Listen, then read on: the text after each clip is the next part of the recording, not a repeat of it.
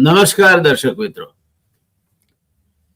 એક ચાર પંક્તિઓ યાદ આવે છે. મયુરભાઈનું સ્વાગત કરીએ એ પંક્તિઓથી.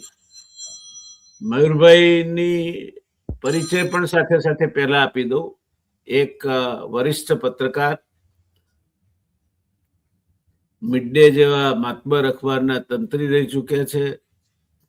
ઇન્ડિયન એક્સપ્રેસ થી માંડીને દિવ્ય ભાસ્કર સુધીની એમની સફરમાં અનેક અખબારોમાં એમણે જાંબાઝ રિપોર્ટર થી માંડીને એડિટર સુધીના કામ કર્યા છે. અને અત્યારે પોતાની ચેનલ થકી એક નિષ્પક્ષ અને કોઈની શહેશરમમાં તળાયા વગર સાચું લાગે તે તર્કબદ્ધ રીતે દર્શક મિત્રો સમક્ષ રજૂ કરવાનું ભાઈ મયુરભાઈ જાનીનો આયામ. એમની ચેનલ mayurjani.com ઉપર કરે છે. જરૂર જોવા જેવી ચેનલ છે. ના એમાં જોડાયા હો, સબસ્ક્રાઇબ કર્યું હોય તો કરજો. મયુરભાઈને આવકારીએ છે. અમારા મિત્ર છે, અમારા અને આપણા સૌના શુભેચ્છક છે. જે મેં ચાર પંક્તિઓ કહી તે પંક્તિઓ હવે કહું. કાગળ પેન હોય તો લખી રાખજો. આજના જમાનામાં આ પંક્તિઓ સર્વથા ઉચિત છે. એ પંક્તિઓ એવું કે છે કે બનાવટની છે બલિહારી, બનાવટની છે બલિહારી, ઉકરડા બાગ થઈ બેઠા, ઉકરડા બાગ થઈ બેઠા, જે જાતે જોઈ ના શકતા જગત ચિરાગ થઈ બેઠા. અત્યારે માનવ મૂલ્યોનો જે રાસ થયો છે અને નકલી પેદાશોનો બજારમાં જે ચલણ વધ્યું છે, એ જોતા આ પંક્તિઓ આજના સમયમાં સર્વથ યથાર્થ અને સર્વોચિત ઠરે છે. તો જ્યારે બધે જ બનાવટની બલિહારી હોય તો અત્યાર સુધી ધોળું દૂધ જેવું રહેલું દૂધનું ક્ષેત્ર કેમ અલિપ્ત રહી શકે? છેલ્લા 2 મહિનાથી અખબારોમાં જાત જાતના સમાચારો આ ક્ષેત્ર વિશે આવતા રહે છે. આમ તો પેલા ડેરીના ડિરેક્ટરો જ ચોરી કરે છે અને પૈસા ખાય છે એવું આવતું. એ એમનામાં બગાડો થયો હતો. અને દૂધસાગર ડેરી નો કૌભાંડો ગાજ્યા, એના ચેરમેનને જેલવાસ થવું પડ્યો, બીજા ચેરમેનને જેલવાસ થવું પડ્યો, હમણાંના ચેરમેનના ઉપર એમના જ ઉપપ્રમુખે આક્ષેપો કર્યા અને એના સિરપાવ રૂપે એમને ત્યાં ગુજરાત કોઓપરેટિવ મિલ્ક માર્કેટિંગ ફેડરેશનના 1 લાખ કરોડની આજુબાજુ હશે ટર્નઓવર, એના ચેરમેન બનવાનું સૌભાગ્ય પ્રાપ્ત થયું. એટલે અત્યારે તો બનાવટનું પણ પ્રીમિયમ મળે છે. તો બીજા સમાચાર એની સાથે મૂકવા જેવા છે કે હવે દૂધ બનાવટી મળે છે. કોસ્ટિક સોડા, યુરિયા, પામોલિન, આ બધું ભેગું કરી અને અમુક કેમિકલ નાખે એટલે દૂધ તૈયાર થઈ જાય. હમણાં સાબરકાંઠામાંથી એક ફેક્ટરી પકડાણી. એ 300 લીટર દૂધ વેચાતું લે અને એમાંથી 1700 લીટર દૂધને છાશ બનાવે અને વેચે. નફો જ નફો. ત્યાર પછી હજુ એ સમાચારની શાહી સુકાણી નહોતી, ત્યાં છાપામાં સમાચાર આવ્યા કે અમદાવાદની 27,000 રેસ્ટોરાંમાં તમે પનીર એટલે પનીર ટિક્કા, પનીર પસંદા, પનીર મસાલા, પાલક પનીર, પનીર પકોડા, આવું બધું કોઈ ખાવાના શોખીનો તો એમાં પનીર બનાવટી. એટલે સ્વાભાવિક રીતે હું મયુરભાઈ એની વિગતોમાં ઉતરવાનો પ્રયત્ન કર્યો તો જાણવા મળ્યું કે આ પનીર જે છે એ પનીર એ બિલકુલ દૂધના વપરાશ વગર બને છે અને એમાં ફેટ અને બાકીના બધા દ્રવ્યો, હું મયુરભાઈ એમાં શું વપરાય છે કહું તો અને આ પનીર અને સાચું પનીરમાં શું ફરક હોય? તો સાચા પનીરમાં મુખ્ય ઘટક એ તાજું દૂધ હોય છે અને ફાડીને પછી પાણી કાઢી નાખે.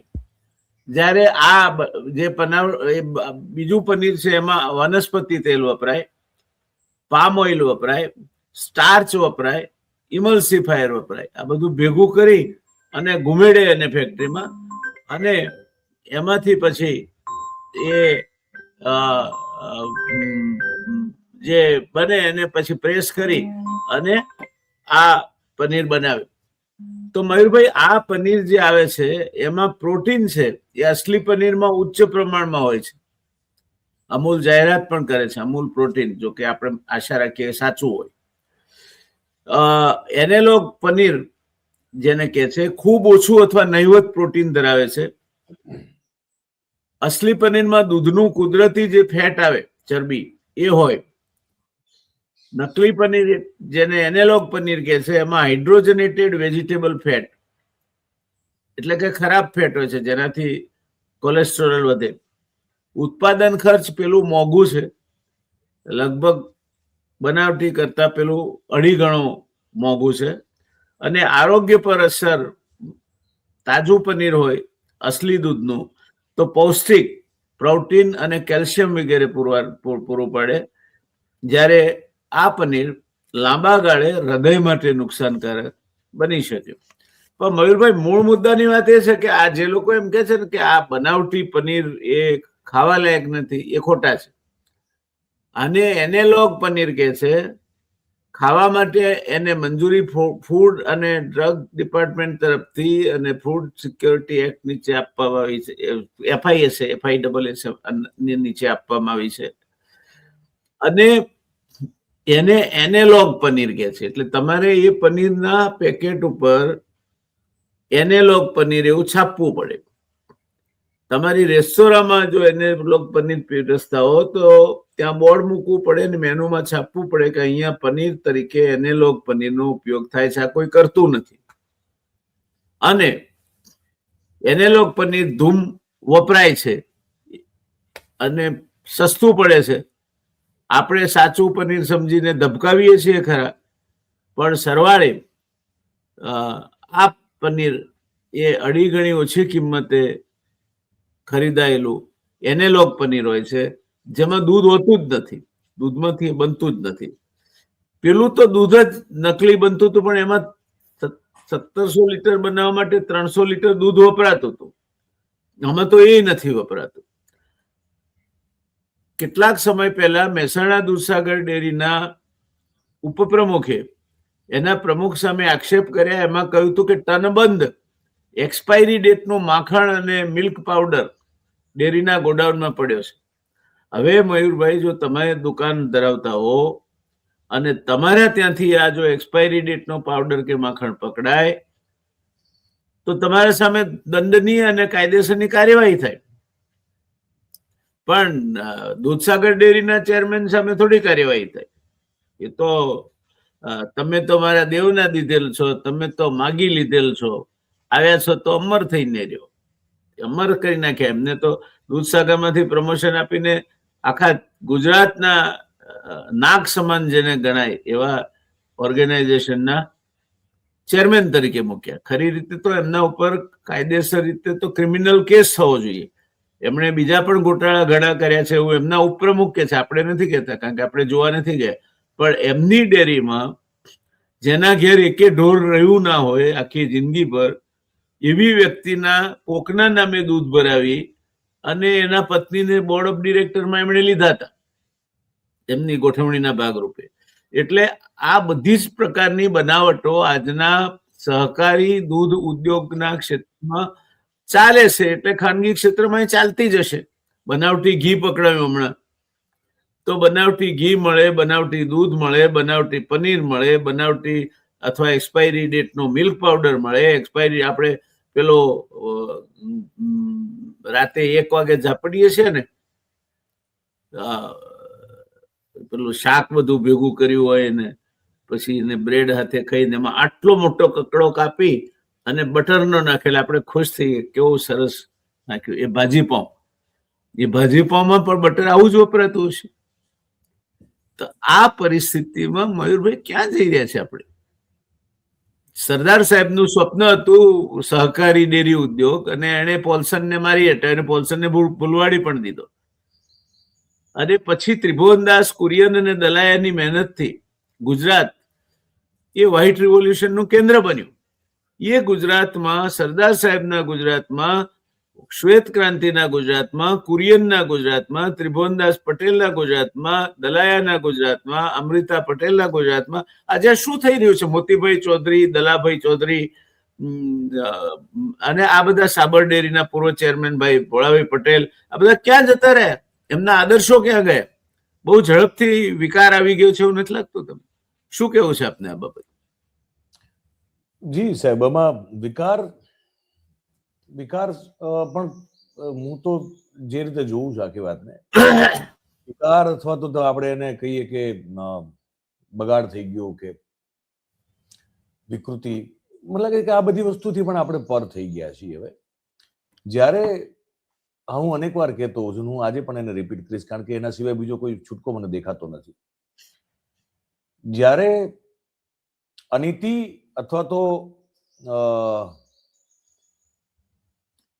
ખોટું કરવું એ જ્યારે ગૌરવ તમને એનું તમે જ્યારે ગૌરવ લેતા થઈ જાઓ, નાગાએ ગુંડાગીરી, લુખાગીરી થી લઈ અને તમામ પ્રકારની એવી વસ્તુ કે જે કરવી એ એક શરમજનક બાબત હોય સમાજમાં, તમને અને તમારા જે નૈતિક ધોરણો આપણા જે છે એમાં એને સંપૂર્ણપણે તળિયે મૂકવામાં આવે. આ પ્રકારના લોકોને એને અસામાજિક અથવા તો અનિષ્ટ કહેવામાં આવે. એ તમામ પ્રકારની પ્રવૃત્તિઓ કરવાથી, નીતિ અને વૃત્તિ રાખવાથી જો હવે ગૌરવ લેવાની ફેશન ચાલુ થઈ ગઈ હોય, જે થઈ ગઈ છે, તો પછી એમાં બધું સાહેબ તળિયે ગયેલું છે. તળિયાથી પણ નીચેનું કોઈ તળિયું હોય તો ત્યાં ગયેલું છે, પાતાળમાં પ્રવેશ ચૂકેલું છે. એટલે અધોગતિની તમામ ચરમસીમાઓ આપણે આ બધા મુદ્દે વટાવી ચૂકેલા છીએ. અને એમાં મેં કીધું કે લોકો છાતીના 2 બટન ખુલ્લા રાખીને ગૌરવ લે છે કે આ તો અમે જ કરી શકીએ. લોકો તમે જુઓ ને, આજકાલ તમામ એવી વાત કે જે વ્યાજબી નથી એ જ કરવામાં ગૌરવ લેવામાં આવે છે. અને કોઈને બીક નથી એટલા માટે, કારણ કે એમને એમ છે કે ખબર પડે છે એમને કે અમારા જેવા લોકોની સંખ્યા વધારે છે, બહુમતીમાં છે, ને સત્તામાં પણ એ જ લોકો બેઠા છે. એટલે નકલી એટલા માટે કે બનાવવાથી કોઈ જો તકલીફ જ નથી થવાની અને પૈસા ઝડપથી કમાઈ શકવાના, તો પૈસા જે છે, રૂપિયો કોઈ પણ રસ્તે કમાવો, અને મેં પર્ટિક્યુલરલી ખોટા રસ્તે કમાવો, એ ફેશન છે આજે. અને ફેશન એટલે આપ સમજો છો કે in thing, the in thing, આ ધ ઇન થિંગ છે. એટલે એમાં મારા અને તમારા જેવા જે લોકો છે, જેની સંખ્યા કોઈ ઓછી નથી ગુજરાતમાં, પણ ઓછી નથી. આપણા જેવા જે લોકો છે, જે નીતિ, મૂલ્યો, સિદ્ધાંતો, અને એટલે એમાં કઈ મતલબ કોઈ એવું નથી કે આપણે કઈ બહુ મોટા પેલા આપણે કહે ને કે પેલા એ છીએ, સંત મહાત્માની વાત નથી કરતા. સામાન્ય જનજીવન જે આપણું આટલા વર્ષો સુધી જીવાતું હતું, એમાં જે મૂળભૂત નીતિ, સિદ્ધાંતો અને મૂલ્યો હતા, આપણે એની જ વાત કરીએ છીએ, જે આપણા બાપ દાદા કરતા આવતા હતા. એવું તો નથી કે આપણે નવું કરીએ છીએ, પણ એવા લોકોની સંખ્યા છે, પણ સંખ્યા છે, અવાજ નથી એ લોકોનો. આપણા જેવા લોકો એને ઇકો કરવાનો પ્રયાસ કરે છે, વોઇસ આપવાનો પ્રયાસ કરીએ છીએ, પણ કારણ કે સામે પેલા નાગાની પાણછેરી ભારે વાળા લોકો છે, એટલે ઓબ્વિયસલી એમની વાત અને એમનો ઇકો વધારે સંભળાય છે, આપણા જેવા લોકોનો ઓછો સંભળાય છે. પણ હું માનું છું કે એક દરેક વસ્તુની એક લિમિટ હોય છે. અતિની પછી એક આપણે કહીએ છીએ કે અતિની ગતિ નથી હોતી, એટલે એક હદથી વધારે તો પછી ન થાય. એટલે ધીરે ધીરે હું માનું છું કે એક એવો સમયનો પડાવ આવી રહ્યો છે, કાળ પુરુષ પડખું ફેરવે જ્યારે, તો મને લાગે પડખું ધીરે ધીરે ફરશે. હવે આ બધી વસ્તુઓનો પણ એક અંત આવશે, અને આ બધું જ્યારે કાળ પુરુષ પડખું ફેરવતો હોય ત્યારે તમને અરાજકતા અને કેઓસ ને એ બધું થાય ને, એમાં સૂકા સાથે લીલું ઘણું બધું બળી જતું હોય છે, પણ એ પ્રકૃતિનો નિયમ છે, એમાં એનાથી બચી શકાતું નથી. હું માનું છું કે હવે હદ થઈ ગઈ છે, હદને આટા છે આ પ્રકારના જે લોકો. અને બીજું કે જ્યારે શરમ જ નથી કંઈક ખોટું કરવામાં, તમારા કારણે કેટલા લોકોના સ્વાસ્થ્યને નુકસાન થવાનું છે, કેટલા પર્યાવરણ નુકસાન થવાનું, તમારાથી થતા નુકસાનની તમને જ્યારે કોઈ પરવા જ નથી ને તમે ગૌરવ લઈને ફરતા હો, કોલર ઊંચા કરીને, તો એક સમય સુધી ચાલે, પણ પછી અગેન એ સમય પણ બદલાવાનો. હું માનું છું કે સમય ધીરે ધીરે બદલાશે. આ 3-4 વર્ષની અંદરમાં હું ઘણા બધા લોકોના પાટિયા ઉઠી જતા જોઉં છું, પણ એ થોડોક કષ્ટદાયક, પીડાદાયક સમય રહેવાનો છે.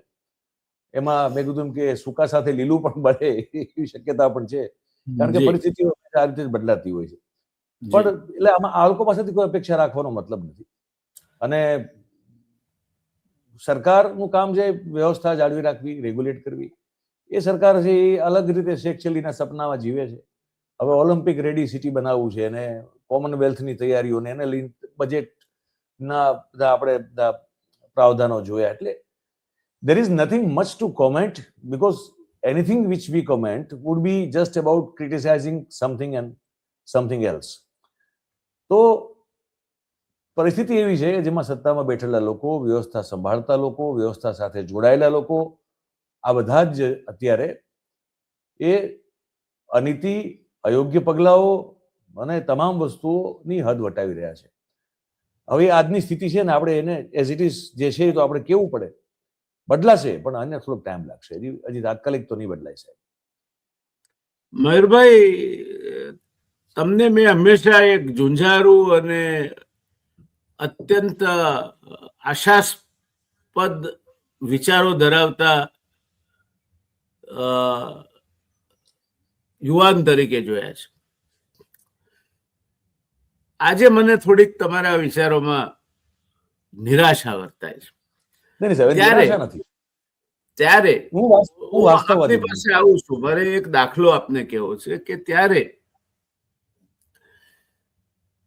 આપણે પહેલી લોકસભાનું ગઠન થયું 1952માં.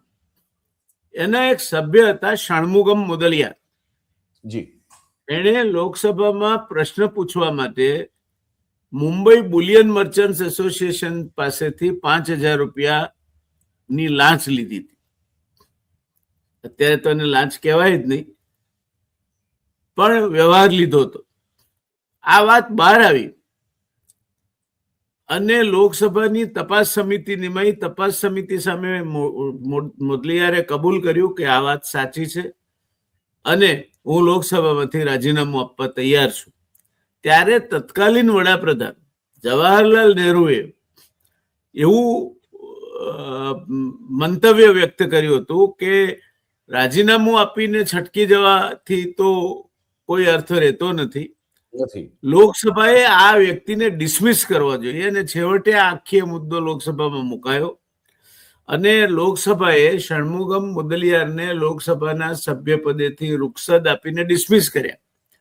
આ એક વખતની આપણે આઝાદ થયા પછીની સોચ હતી આપણી, 5,000 રૂપિયાની લાંચ રૂશ્વત માટે. અત્યારે તો કામધેનુને તરણું મુશ્કેલ છે ને હરિયાળા ખેતરો આખલા ઉજાડી જાય છે તેવી પરિસ્થિતિ છે.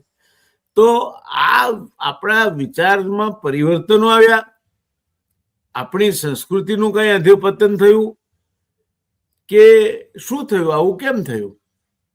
ના, પણ હું તમારી શરૂઆતની વાત પહેલા હું જવાબ આપી દઉં. હું નિરાશાવાદી માણસ બિલકુલ નથી. એટલે હું મારું સંપૂર્ણ અસ્તિત્વ જ આશા ઉપર ટકેલું છે. અધરવાઇઝ તો કદાચ હું હતો ન હતો ક્યારનો થઈ ગયો. એટલે નહીં, આનંદની વાત છે. અમારા માટે પણ આનંદની વાત છે ને દર્શક મિત્રો માટે પણ આનંદની વાત છે કે આપ નિરાશાવાદી નથી. તો હું સાક્ષી છું એનો. એટલે આપ નિરાશાવાદી નથી, પણ આજે એવો સૂર વર્તાયો એટલે મેં ખાલી કહ્યું કે સામે જે છે એ તો કેવું પડશે ને. આ સામે આ છે દેખાયેલું જે સામે ચિત્ર છે એ આવું દેખાય. જે છે એ તો કેવું પડે. એને સ્વીકારો તો જ તેમાંથી કંઈક રસ્તો બહાર કાઢી. તમે આંખ બંધ કરીને બેસી જાઓ કે રણનું તોફાન આવે છે ને કહો શાહમુખ કંઈક ના આપણે તો રણમાં રેતીમાં માથું ખોસીને મોઢું ખોસીને બેસી જઈએ આંખ બંધ કરીને, તો તોફાન આવવાનું તો આવવાનું જ છે. એ આવી રહ્યું છે એ તમારે જોવું તો પડશે ને. તો જે છે એને પરિસ્થિતિને સ્વીકારવી એ મારી દ્રષ્ટિએ વાસ્તવવાદી માનસિકતા છે જે મારી છે. અને એને હું કેવી રીતે એઝ એન ઇન્ડિવિજ્યુઅલ ઓર જે કંઈ નાની મોટી ઈશ્વર આપણને હેસિયત આપી છે કે ભાઈ આપણે બે વાત કરી શકીએ છીએ, લોકો સુધી વાત આપણી પહોંચાડી શકીએ છીએ કે લોકોની વાત આપણા સુધી પહોંચે છે, તો એમાં હું શું કરી શકું એ એ પરિસ્થિતિને સ્વીકારીશ તો હું એમાં કંઈક કરી શકીશ. એટલે વાસ્તવવાદી છું, નિરાશાવાદી નથી. પણ આજની સ્થિતિ આ છે, જેને જોઈને ઇન જનરલ સામાન્ય રીતે કોઈ પણ માણસને નિરાશા ઊભી થઈ શકે. એમાં ના નથી પાડતો, પણ હું નિરાશ નથી. એટલે જી, આનંદની હા, વાત છે. પણ જે છે સામે ચિત્ર આ છે, તો એ કરવી પડે. બાકી મતલબ મને એમ લાગે છે કે તમે જે કીધું ને કે સંસ્કૃતિનું અધપતન, હું માનું છું કે એ તો થઈ ગયું છે. એમાં મને બહુ કોઈ જગ્યાએ શંકા નથી. એટલે એવું નથી કે ભાઈ મતલબ બધા લોકો આ પ્રકારની માનસિકતાઓ થઈ ગઈ, એવું નથી. પણ મેં કીધું કે કેવું છે કે તમારો જયારે એક સમજો કે 50-60% અથવા 40-50% લોકો જયારે આ તરફ ઝૂકી જાય, જેમાં ફક્ત વિકૃતિ અને વિકૃતિ જ છે, તો ઓબ્વિયસલી તમારું સંતુલન બગડી જાય. વૈચારિક સંતુલન બગડી જાય, સાંસ્કૃતિક સંતુલન બગડી જાય, સામાજિક સંતુલન બગડી જાય. અને ઓબ્વિયસલી એના કારણે તમારી જે પોલિટિકલ એક સંતુલન છે એ પણ એક તરફ થઈ જાય. અને એ થઈ ગયું છે. કારણ કે 90નો દશક જો કોઈ યાદ કરે, જો જે લોકો 80માં કે ઇવન 70માં જન્મેલા હોય, તો એ લોકોને 90નો દશક સારી રીતે યાદ હોય. મતલબ હું મિનિમમ વાત કરું છું, 70માં જન્મેલા અને એનાથી આગળ જન્મેલા લોકો 90ના દશકને, 90નો દશક પોલિટિકલી ભયાનક ટર્મોઇલનો દશક હતો. આ સમજવું જોઈએ. કેન્દ્રમાં સરકારો આમ જેમ આવે ને, આમ આવી રીતે આમ આવીને ગઈ એવો સીન હતો. એમ છતાં પણ 90ના દશકમાં આ સામાજિક અને માનસિક સ્થિતિ આપણી નહોતી આ પ્રકારની જે આજે છે. ઉદારીકરણ નવું દેશમાં પ્રવેશેલું હતું અને એનો બને એટલો બેનિફિટ લેવાનો પ્રયાસ જે છે અને એ લોકો સુધી પહોંચે એનો પ્રયાસ જે છે એ થતો દેખાતો હતો.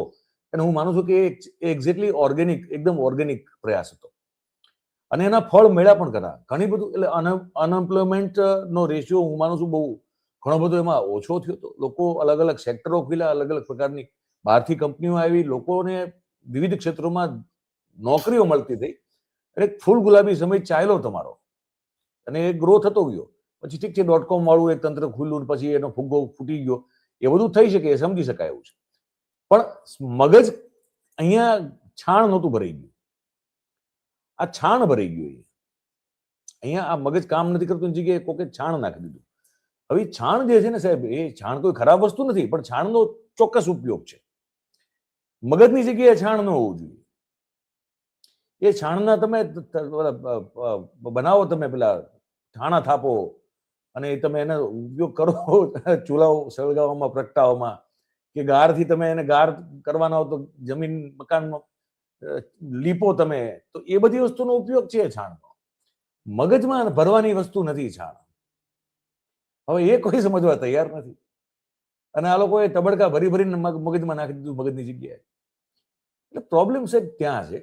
ઘણું બધું 360 ડિગ્રી ફરી ગયું છે. મૂળ વિચાર જ ફરી ગયો છે. જેને કહેવાય 360 ડિગ્રીનો એને ટર્ન માર્યો છે. એટલે એના કારણે આ બધી સ્થિતિઓ આપણે અત્યારે જોઈ રહ્યા છીએ કે તમે રોંગ સાઈડમાં જાઓ છો તો તમારી સામે કોઈ રોંગ સાઈડમાં આવે છે તો એ હકથી ચાલે છે. એને એ માનવું જ નથી કે આ રોંગ સાઈડ છે, મારે અહીંયા ન ચલાય, હું આખા ટ્રાફિકની પથારી ફેરવી રહ્યો છું. એ તમારો 4 લેન 6 લેન હાઈવે હોય ત્યાં પણ તમે આ અનુભવ કરો છો. પછી એ પોળની સાંકડી ગલી હોય તો ત્યાં પણ અનુભવ કરો છો, કોઈ પણ રસ્તા ઉપર. હું એક એક્ઝામ્પલ આપી દઉં. અને જો તમે ભૂલથી એવી સ્થિતિમાં આવી જાઓ કે એના કારણે તમે નીકળી શકો એમ ન હોય, તો એ તમારી ઉપર ગુસ્સો કરશે, બધો લાલ આંખ કરશે, કદાચ એક બે તમને મા બેનની ગાળો આપી દેશે. વાંક એનો છે, પણ એ માનવા તૈયાર નથી કે એ રોંગ સાઈડમાં છે એટલે એનો વાંક છે. તમે આડા આવ્યા તો વાંક તમારો છે, હું ગમે ત્યાં ચાલું. હવે આ માનસિકતા છે અને આ તમામ ક્ષેત્રમાં લાગુ પડે છે અત્યારે. એટલે તમે કહો કે નકલી ઘી બનાવનારો પણ એવું જ માને છે કે હું તો બનાવીશ, તમે પકડો શું કામ છો? નકલી પનીર હું બનાવીશ, પકડનારા ખોટા લોકો છે. લોકો ખાય જ છે ને, ક્યાં કઈ તકલીફ છે? તો આ રોંગ સાઈડની માનસિકતા કે wrong side is a right thing to do, wrong side is the right side to go. હવે આવું જયારે માનતી પ્રજા, અને તમે એકવાર તમે જાતે એકવાર નીકળી જવો સાહેબ રોડ ઉપર, આ રોજનો મામલો છે, અને નીકળે એટલે બંબાટ નીકળે. તમને એમ થાય કે હવે તમને ગણતરી જનરલી જો ન રાખીને ચાલો કે અહીંયા કોઈ રોંગ સાઈડમાંથી આવો તો એક્સિડન્ટ તમારો થાય, હેરાન તમે થાવ, નુકસાન તમને જાય, પેલા તો જેવું જાય, પણ છતાં વાંક પાછો મેં તો હું આ કર્ણાવતી ક્લબ પાસેના હું તો એટલો બધો અત્યારે વિચારી ચાલુ છે, કારણ કે લાઈન ગ્રીન લાઇટ તમારી થઈ ગઈ તો તમે નીકળવાના ગ્રીન લાઇટમાં. આવું માનસિકતાની વાત કર્યો અત્યારે. હવે આપણી ગ્રીન લાઇટ થઈ ગઈ, આપણે નીકળી ગયા, પણ જે નથી રોકાતો, જેની લાલ લાઇટ થઈ ગઈ છે, એ તમારી આડો આવીને ઉભો રહી જાય. આપણે કહીએ કે ભલા માણસ તારી લાઇટ બંધ છે, એટલે એ આપણે ગાળો દેવાનું ચાલુ કરે. હવે આ ઉંમરને આ સ્ટેજ એવું છે ને કે નીચે ઉતરીને કોકને બે અડબોસ મારું ભૂંડા લાગીએ, આપણે ન કરાય એવું. ઘણી વાર એવું મન થાય કે આને ઉપર બે દીધી હોય, પણ પછી એમ થાય ના ના આપણને ન શોભે, એટલે પછી હું જતું કરું છું. આવા તો રોજના અનુભવો છે. આ માનસિકતા છે, આ તમે જે કહો છો ને એ માનસિકતા છે. એટલે એને કોઈ વસ્તુ ખોટી કરવી, ખોટું બોલવું, ખોટું બનાવવું, એને કોઈ જગ્યાએ એનો અહેસાસ ન થાય, કારણ કે એ સ્તરે પહોંચી ગયા છે. એ થૂંક છે, જોરથી પિચકારી મારી દેશે રોડ ઉપર, પાછળ કોણ આવે છે કોઈ ફેર પડતો નથી એને. તમે સમજો, એને કોઈ ફેર પડતો નથી. એ ગમે એવી મોટી ગાડી લઈને ચાલતો હોય, 1.5-2 કરોડની ગાડી લઈને કેમ ન ચાલતો હોય, એને ટ્રાફિક સેન્સ સમજવી જ નથી, એને સિવિક સેન્સ સમજવી નથી. એને બાપનું ખેતર છે, જ્યાં બાપાના ખેતરમાં એ ઈચ્છા પડે એમ ન હળ જોડી શકાય, પણ અહીંયા જોડવા છે એને. તો શું કરવું સાહેબ? આ છે અત્યારે. હવે આને આ માનસિકતા ઠીક કેમ કરવી એ થોડોક લાંબો વિષય છે, થોડોક એમાં ઘણી બધી કામ કરવું પડે. પણ હું માનું છું કે કદાચ કુદરત જ આ ઠીક કરી શકશે, કોઈ વ્યવસ્થા ઠીક નહીં કરી શકે. કુદરત એની રીતે કંઈક કરશે એવું મને દેખાય છે. વ્યવસ્થાઓથી આપણા વ્યવસ્થાની હાથની બહાર જતી રહી છે આ બધી વાત. જી, ઠીક નહીં કરી શકે. દર્શક મિત્રો, મયુરભાઈની વાત સાથે સંમત થવાય. પગે કાંટો વાગ્યો હોય તો આપણે જોડો પહેરી લેવો પડે, ધરતીને ચામડી મઢવા ના જવાય. એટલે આ પ્રકારના બનાવટી દૂધ, ઘી, પનીર, માખણ આવતા રહેવાના. ક્યારેક આપણે આપણા પૂરતી ચિંતા કરતા હોઈએ તો તમારા શહેરમાં અથવા અન્યત્ર એની લેબોરેટરી હોય, એમાં એકાદ વખત તપાસાઈ જવું. લાગે કે આ બનાવટ વાળું છે તો એ બ્રાન્ડ નહીં લેવી, અને બીજાને પણ એ વિશે માહિતગાર કરવા. આટલું થઈ શકે. એના કરતા કન્ઝ્યુમર ફેડરેશન, જેનો ઉદ્દેશ ગ્રાહક સુરક્ષા છે, એ કોની સુરક્ષા કરે છે એ જ સમજાતું નથી. અને ફેર પ્રાઇસ કંટ્રોલ શોપના આગેવાનો એ કોની તરફેણમાં છે સમજાતું નથી.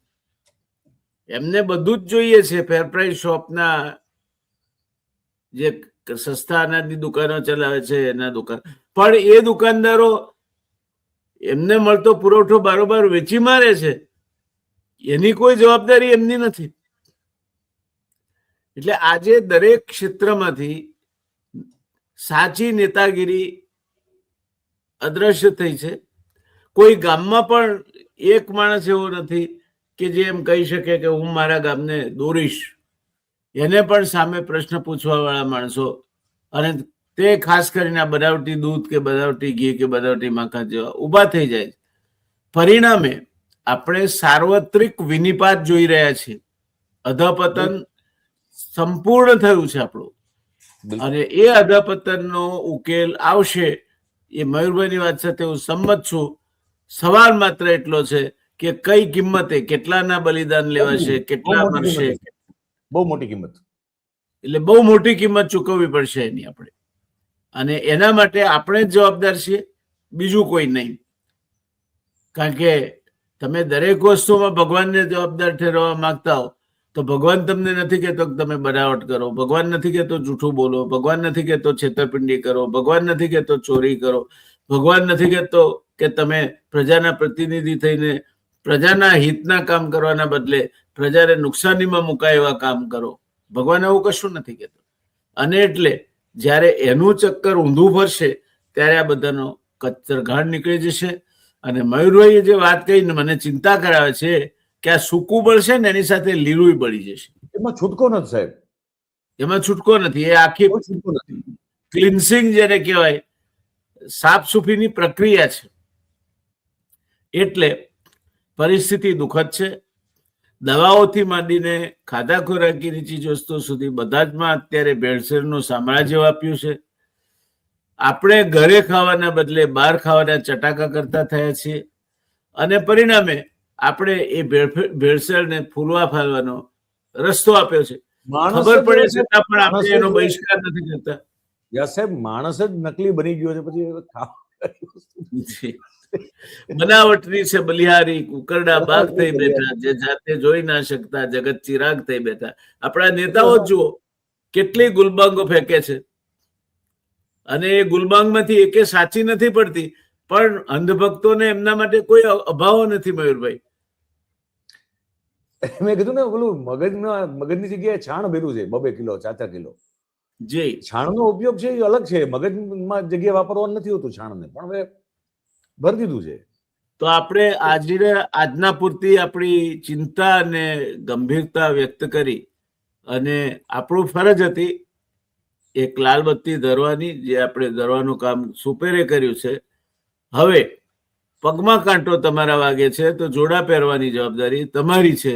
ધરતીને ચામડે કોઈ મઢી નાખે એવું કહેવાની વાત કરી શકાય નહીં. તે વાત સાથે આપણે આજની આ ચર્ચાને સમાપન તરફ દોરી જઈશું.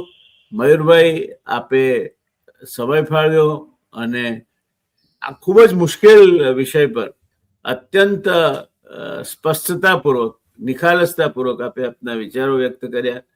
એ માટે ખૂબ ખૂબ આભાર, ધન્યવાદ. નમસ્કાર. નમસ્કાર દર્શક મિત્રો, આવજો.